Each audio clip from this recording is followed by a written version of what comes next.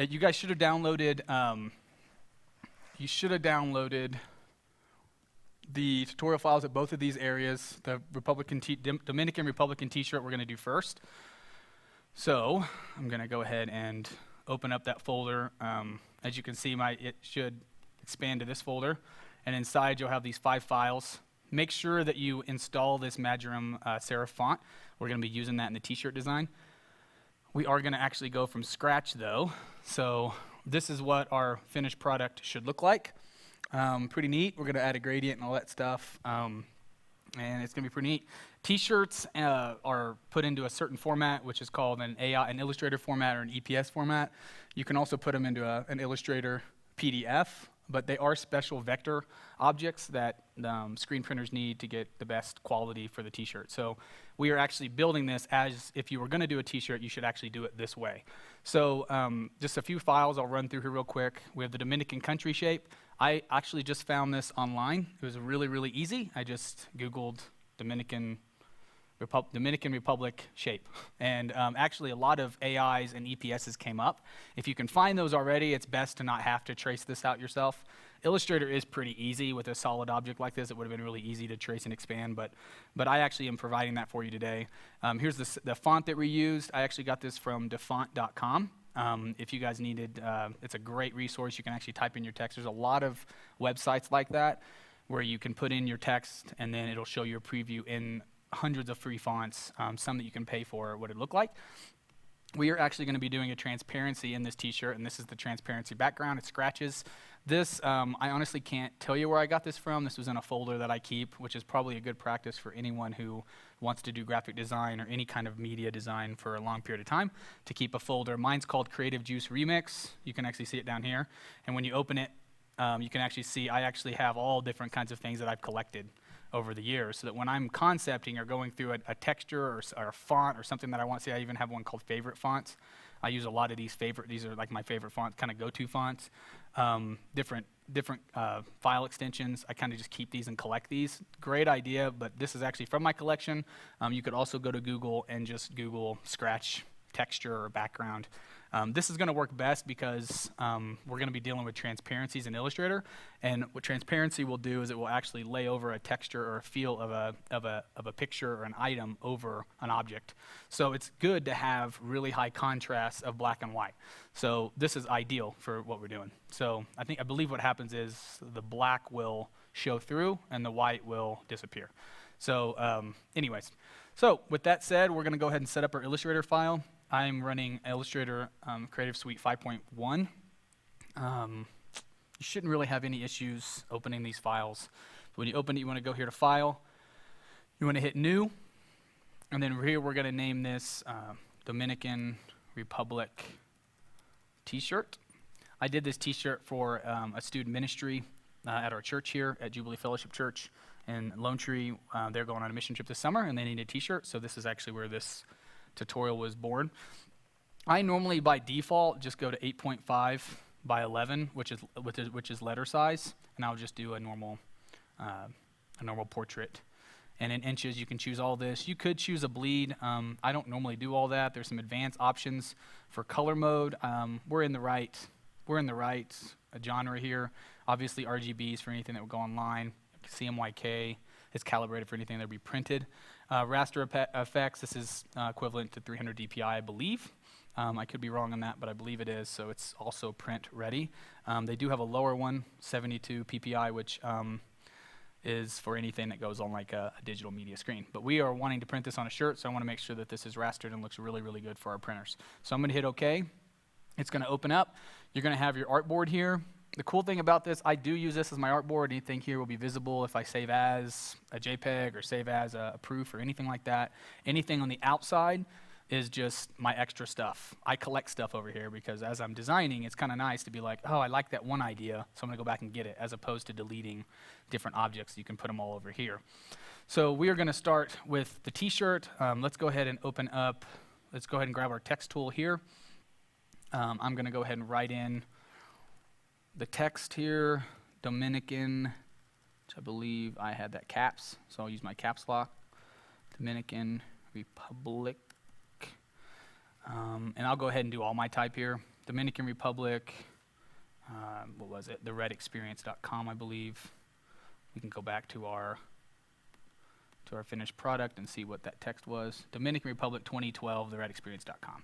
So, theredexperience.com. I'm not going to mess with any kerning or any text effects in here because I'm going to raster all this type, so it's not really going to matter.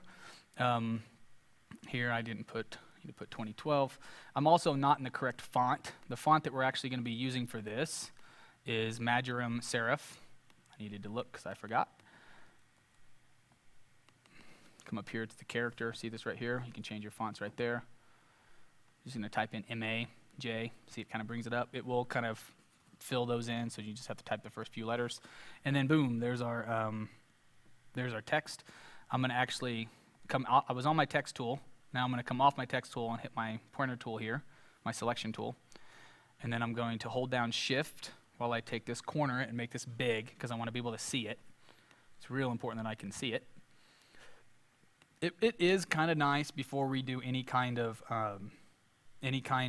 outlines on this, that if you select it, you can kind of select some of the kerning and leading, which is over here in your character palette, which you can get there by going to Window, I believe in Window, going down to Type, and you can hit Character. It's a little different because in the other programs, it just is right here in Character, so you can see it like right in here. But here you actually have, in Illustrator, you have to actually go to Type. So with that said, I've already got mine up, so I'm just going to come over here. I might see this here. This is my leading. I can actually just hold that down, or I used to in other programs, apparently not this one. So you can actually select it, and anything down here is going to make your words further apart. Anything up here is going to squeeze them closer together. I'm probably going to go to like a 25. That's probably right around where I want it. This is at the distance between lines. We're going to do outlines, so that's not really going to matter. So with that, I'm now going to click out. A lot of times you'll see when I'm in text or when I'm messing with text, I'll actually just hit my selection tool that kind of sets the box, and then I'll click out here just to kind of get out of it here. Not sure why I'm working on this way down there, guys. Sorry. So that's one of the things that I do there. One of the things that T-shirt companies always want is they want all of your text. They want it all outlined. What that means is they want the digital version without the. Right now, these are actual font files that are pulling these in. This is actually going to kind of take a snapshot at that resolution, and it's going to what we call vectorize or outline the fonts to where anybody who pulls this up doesn't need this font. However, understand it makes editing it almost impossible in terms of changing words or anything like that.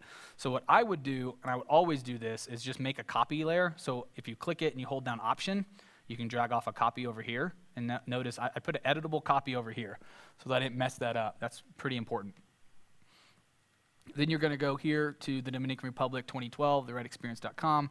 Make sure that your text and everything is right with the picture. Honestly, I don't.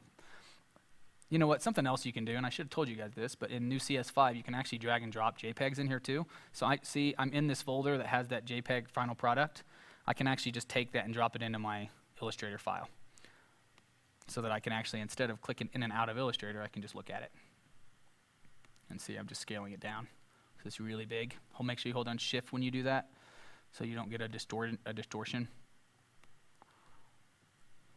This is just a giant file, so I apologize. I should have made this a little smaller. Would have been a little easier. So there I am. I can kind of look at it over here to make sure that I'm not. Another thing, when you click on your artboard, if you do Command plus or minus, it zooms in and out. If you actually select on something, it'll zoom into that object, which is kind of neat. It used to. Not sure why. Okay, so see, the red experience is actually lowercased in this, not uppercased. So before I create outlines, I want to go ahead and retype that in lowercase. So. And if you want, you can actually add spaces that kind of look like the graphic in terms of lines. You can add spaces. So that's the type tool. I'm going to grab my direct select tool, and I'm going to, this will be online, so if I'm going really fast, you guys can go slow-mo online and go step by step. But I'm actually going to, let me fix my screen here for you. Sorry about that, guys. I'm going to kind of zoom out here. So I'm going to grab my text. I'm going to go to type, which is right up here. type in my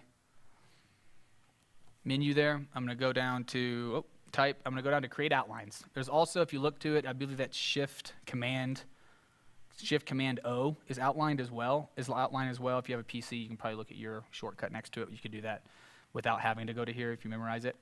I'm going to hit that. Notice it put all these little points and dots there. That's all the vector information. So this is no longer editable text in terms of changing words and different things like that. You can edit it with your direct select tool here. Yeah, you can edit it there, but we're not going to do that. So hit your select tool there. Now when you do that, when you make outlines, that entire text frame is grouped. So when you click on it, it's going to show everything. So you want to ungroup that. So you're going to go to Object, and you're going to go, because now it's an object, it's not type anymore. We just made it an object. So you're going to go to Object, you're going to scroll down, and you're going to do Ungroup. Now here's what that did. That makes every single letter its own thing, which obviously is going to make it a little frustrating to deal with. So I ungrouped it, so now, see, now when I click in, it's going to make all these separate. Now I'm just going to drag a line with my direct select tool here, and I'm just going to select all the Dominican, and I'm going to go back up to Object, and I'm going to group just the Dominican. I'm going to do the same thing with Republic, Object, Group, and the same thing with the redexperience.com, Object, Group. And again, if you're falling behind with me, I'm going to actually have this tutorial wrapped up in the next 10 minutes, and we will do Q&A, and I will answer all your questions as well. So now I can move these, since they're grouped, I can move these around, manipulate them, make sure you always hold down Shift. So I want it to look like it does on the t-shirt, so I'm gonna make this, I'm gonna bring this over here. This is something that's very cool about InDesign, and it's called Smart Guides. You can make sure that, I believe Smart Guides, they're on. Yeah, my Smart Guides are on here, so you can go to View, Smart Guides. What that does is, as you're making things bigger, like I'm holding down Shift, do you see that green line right there? It lets me know that they're lined up, which is a really big deal in design because, well, lazy people don't do due diligence like that and make sure their stuff looks good and is lined up. Do you see those Smart Guides? I'm not sure why it's not giving me one on that left side, but I can go through and I can make sure that my stuff is lined up with the edge of the objects. So you're going to want to do that. Sometimes it's a little finicky as well, and you can help that by maybe zooming in. So Apple plus or minus, and you can kind of just get right up on what you're doing here. See that? So now it's closer, so it let me actually find that a little better. So now that they're lined up, I want to make sure that my spacing looks good, so I'm going to select this group. I want it to be a little closer, be a little tighter. So if you look over here at the redexperience.com, that's about a true rendering of that. I'm gonna Command minus to come back out on the artboard here. So now what we're gonna do is I'm gonna actually bring in my vector object, which is my country, which just was what we found. So I'm gonna go to File, I'm gonna go Place. Make sure nothing's selected on the artboard because it could replace. You don't want it to do that. So you want to actually just navigate to wherever your My Files. I have the shape right here. So what's cool about this, I'm just going to place this same information in here. It's really not going to be a big deal. So I'm going to hit Place. It's going to come in and say, it's giving me a preview. That's fine. So there it is. So there's my country. It's nice, bright, and green. I purposely didn't trim any of these little pieces. It makes for kind of a neat shirt when there's a little bit of artifacts kind of flying off there. So here's my Dominican country. I'm gonna actually, before we do that, let me just work on this. Just to make this easier, I'm gonna keep this color. Photoshop is actually where I went in and added the gradient. I'm not gonna add the gradient in Illustrator, mainly because if it's a screen print, which this is something you should know if you're doing a t-shirt. If it's a screen print, you have a lot less flexibility with gradients. A good screen printer probably could make this. It would be pretty difficult. This is going to be primarily designed for a digital print, which if you want to know the difference between screen print and digital printing, just Google it. You'll be able to see essentially digital printing, just what it sounds like. It goes through a printer and it gets printed on. They're typically your shirts that have a more faded texture. They're not real thick. They're typically not vibrant colors or kind of a little more subdued. So like when we do a digital print on this shirt, it's going to actually look a little less, it's not going to be that vibrant unless we went to screen print, which would be brighter colors. It's literally they make a screen and it's like paint that they mix together, and that's how they do the shirt. So right now what I'm going to do is I'm going to deal with this object right now. So I'm going to select it, and now this is the part of the tutorial. Is everyone caught up on this? Are you with us? Okay. Everyone over here? Okay. So what we're going to do here, we're going to actually add a transparency. This is a pretty cool tool. You can go to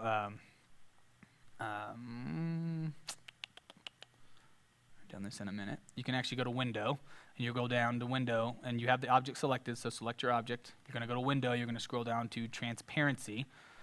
That's going to come up, and you're going to get a dialog box over here. Does everyone see that? So you see your image, you see this? See this gray box here? You want to double click that, and it's going to add that. This, see that black line that's kind of selected? It just shows that it's selected. You can select in between here. You're selecting the transparency, what you want to put over it. You actually want to clip it too. So when you hit clip it, it's going to disappear because right now there is no transparency. That's fine. So now that you've done that, I want you to go up to File, and you're going to scroll down to Place. Remember that scratch texture that's on that? That's what we're going to do now. So you're going to hit Scratches from your tutorial files. It looks kind of like this. We're going to hit Place, and it's going to actually place it over here somewhere weird. That's fine. We're going to actually bring it up over here where it is, where we know that it is, and we're going to stretch it to make it big enough. I thought that was a little bit bigger of a file. I'm actually going to transform it, hold down Shift, and flip it. Do you see what that just did? You see how it created that texture? It will do this with colors too. It won't do it with colors. It only works in lights and darks, but it will, like I could put a colored something in there, and it wouldn't bring the color through. It's just going to bring the texture through. So if you find like a cool cardboard or something you wanted for a font or logo, you could also drop that in here. But see how it's over here and it's hit clip? So you got to actually click back over here if you actually want to move the object with the clip. You got to make sure this is selected, because if it's not, you're going to start moving that around. It's going to be real frustrating. So we're going to actually do the exact same thing to this. Now in order to do it to the text, we need to select all the text. Oh, none of the Dominican. We need to select all the text, and we need to group it. So we need to go up to Object and Group. I'm not using shortcuts just so that the people on web and going through this later don't get confused. So right now that's there. It's all one object. See how you can come over here to Transparency. I just happen to still have that up. But again, if you don't, you go to Window and you want to bring up Transparency here. And you double click that box. When it's selected, you hit Clip, text disappears. You're going to go File, Place, and you're going to place that same scratchy texture in there because we want it to have the same look and feel as the world, as the Dominican. So I'm going to flip that again. Is everyone following with me here? And some of you guys that have been in Illustrator a while, this is nothing new to you, but it is a very cool, quick t-shirt treatment or any kind of texture. You need something quick. You don't need to do a ton of, whiz bang that you might use Photoshop for. You can come into Illustrator, knock this transparency on, and it vectorizes all of your data, which is really, really nice. So I'm going to click back over here on the Dominican so that I have it. So I've created all my textures right here. I need to make sure right now that how it looks on the shirt here is how it looks over here. So I'm not real concerned with the color because like I said, we're going to do all of that in Photoshop because this is going to be prepared for digital print and it's not as big of a deal. So I'm kind of just guesstimating what this looks like. I'm about right. That's about where it needs to be. So you can kind of select all of that and use your tool to make it as big as your shot so that you can bring in a big old vector, center it, make it pretty. Notice if I wanted to send this to a client right now, which I don't because I'm going to add this text, I'm going to add this over here. But if I wanted to send this to a client right now, I would just go up to File. You can do Save As. You could also I just normally do Save for Web and just do a quick JPEG that I can email. So you just go Save for Web and you can send it whatever. It'll just do what's in this. It'll just send them what's in here. So if you're like, hey, do you like this concept? Make sure your colors are right if you send it to a client. Now what I'm going to do is I'm going to select everything, and then I'm going to group it, just so that I don't get confused, or I don't accidentally click into a transparency. What's cool about me grouping this is now I can actually add another transparency to this. So you could stack these on all day long. So if you wanted to pull out certain sections of your art or certain sections of what you're doing, you could stack on transparencies as well. So I have this selected. I'm going to go ahead and hit Save. I should have done this a long time ago, guys, and I'm sorry.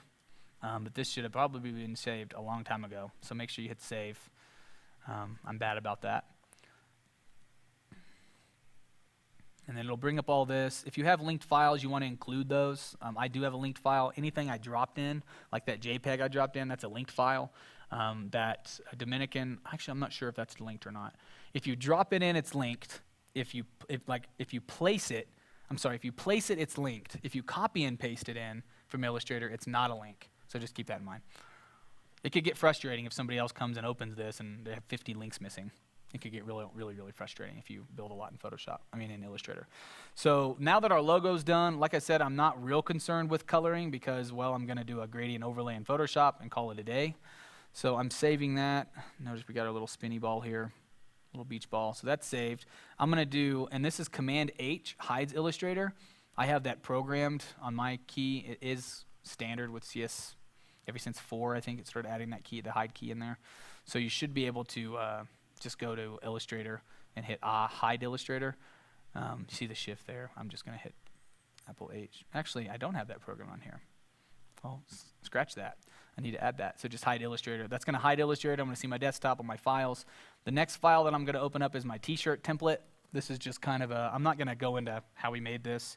You can find 100 of these online. It's probably a big waste of time to try to make it yourself.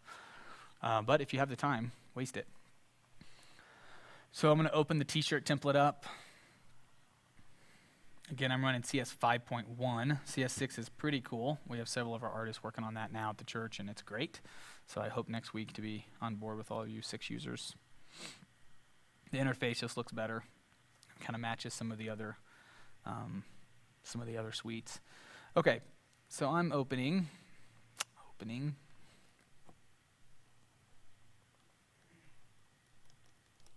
Is everyone kind of staying on?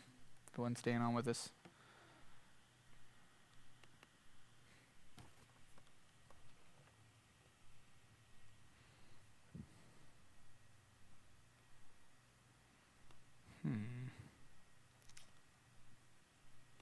Oh, it's opening. Just getting antsy here.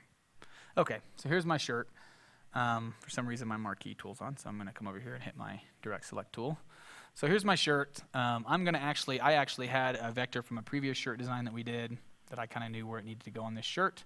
So I'm going to put everything here. So I'm literally, what's cool about CS5, I believe it's also CS4. I don't think you could do it as easily in CS3. You can actually copy and paste directly out of Illustrator. Really, really, really cool feature. So that's exactly what I'm going to do. So I'm going to wherever you copy and paste, it's going to go above the layer that you have selected. So I'm just going to select that layer. It's going to put it right above that hidden layer, and you should see it on the shirt. So I'm going to roll back over to Illustrator, and I'm going to select this whole thing. I'm going to go to Edit, Copy. Shortcut is Apple C or Command C. And then I'm going to hide this again, because I don't want to really mess with it after that. And then I'm going to Apple V or Command V or Edit, Paste. And when it pops up, it's going to ask me if I want a smart object, a pixels, a path, or a shape layer. Always smart object when you're dealing with t-shirts. It keeps the integrity of how it was made. Make sure that your pixels are still okay. So hit OK. It's going to actually bring in my exact shirt. Again, it'll put it right above the layer that you have selected in Photoshop. My computer's humming here, so it's probably ready. So here you go. So this is actually exactly what we made. Before you place it, make it big on the shirt, place it wherever you want. When I made this shirt, I made it as big as possible.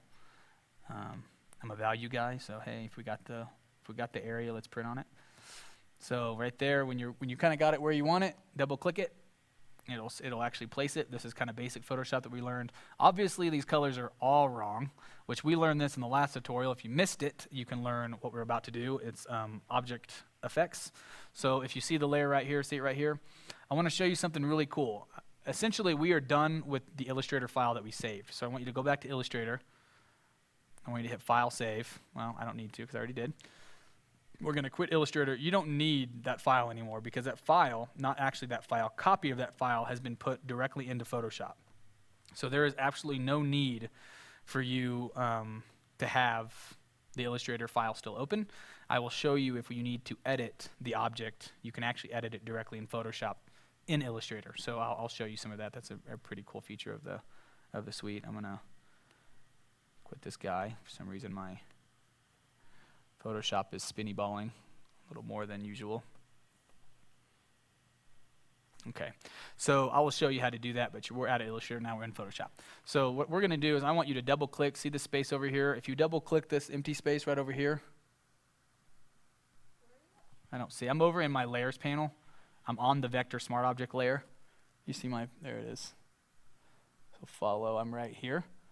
I want you to double click in the space, because if you double click the title, it'll want you to rename it. If you double click this icon, it's going to pull it up in Illustrator, which I'll show you later. But if you double click out here in the space, it's actually going to bring up text effects, or I'm sorry, layer effects, layer styles, I apologize, layer styles. So you see we have all these options. I showed you this in the last tutorial. We're going to add a gradient overlay. That's going to go to green and kind of go into a bluey. So see how I added, did I say bluey? I'm not sure why I said bluey. But you have to actually select the gradient overlay. You're going to click here, click there, click here, and you're going to pick your color. Sorry, my computer's humming here, which means I probably have too many background things going on.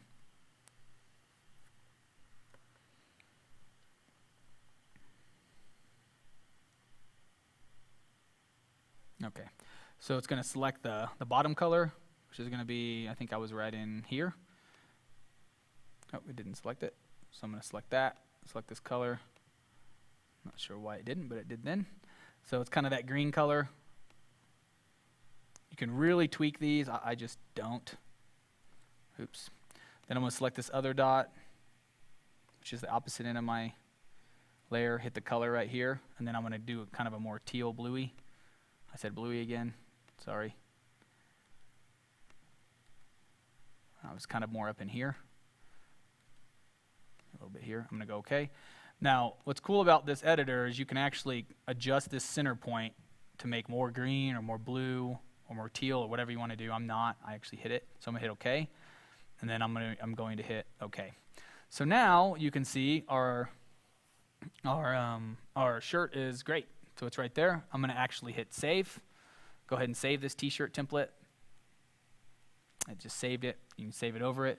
A couple things in this layer, and then I will end this section of the tutorial and take questions.